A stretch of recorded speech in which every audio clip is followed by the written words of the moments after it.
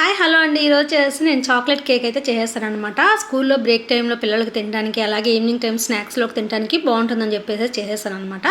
సింపుల్గా బీటర్ లేకుండా, ఓవెన్ లేకుండా ఎలా చేసేలో చెప్పేస్తానండి. Sponge chocolate cake. First 1/2 cup sugar తీసుకున్నాను, 1/4 cup fresh curd, 1/4 cup refined oil ప్లేస్లో మీకు కావాలంటే బటర్ కూడా తీసుకోవచ్చండి. ఇవన్నీ కూడా రూమ్ టెంపరేచర్లోనే ఉండాలి. తర్వాత ఒక విస్కర్ తీసేసుకొని బాగా బీట్ చేసుకోవాలి.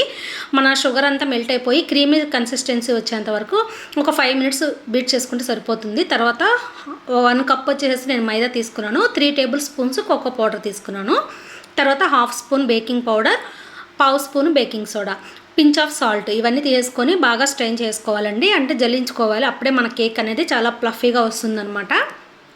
ఇలా జల్లించేసుకొని ఇందులోనే నేను కొద్దిగా మిల్క్ అయితే యాడ్ చేస్తున్నాను. ఇవి కాచి చల్లార్చిన పాలన్నమాట. 1 డైరెక్షన్లోనే మిక్స్ చేసుకోవాలి మనం ఈ బ్యాటర్ అంతా కూడా. నాకైతే ఒక 1/4 కప్పు మిల్క్ అయితే పట్టిందండి. మరి బ్యాటర్ అనేది పలచగా ఉండకూడదు, మరీ థిక్గా ఉండకూడదు, మీడియం కన్సిస్టెన్సీలో ఉండాలన్నమాట, వీడియోలో చూపిస్తున్నట్టు. తర్వాత నేను 4-5 డ్రాప్స్ వెనీలా ఎసెన్స్ అయితే యాడ్ చేశాను. అంతా ఒకసారి మిక్స్ చేసుకొని నేను ఇప్పుడు ఒక బటర్ పేపర్ని అయితే ఒక బౌల్లో పెట్టేసుకొని దీని మీద పైనుంచి నేను ఆయిల్ అయితే అప్లై చేస్తున్నాను. మీ దగ్గర బటర్ పేపర్ లేకపోతే ఆయిల్, మైదా పిండితోటి కోటింగ్ అయితే చేసుకోవచ్చు. ఇలా చేసుకొని మన బ్యాటర్ అంతా ఇలాగ రిబ్బన్ కన్సిస్టెన్సీలో ఉండాలండి.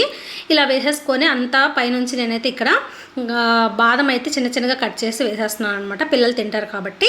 అంతా వేసేసిన తర్వాత ఒకసారి ట్యాప్ చేసుకోవాలి. ఎయిర్ బబుల్స్ ఏమీ లేకుండా ఒకసారి ట్యాప్ చేసుకొని ముందుగా ప్రీహీట్ పెట్టుకున్న బౌల్లో అయితే పెట్టేస్తున్నాను.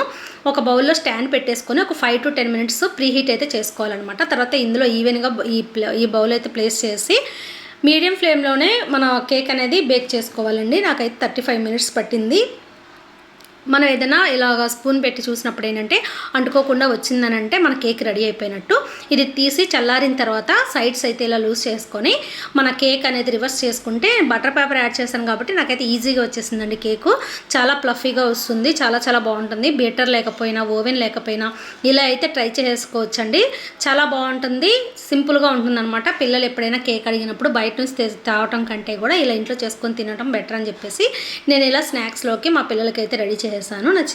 నచ్చినట్లయితే ఒక లైక్ చేయండి. మరిన్ని వీడియోస్ కోసం నా ఛానల్ సబ్స్క్రైబ్ చేయండి.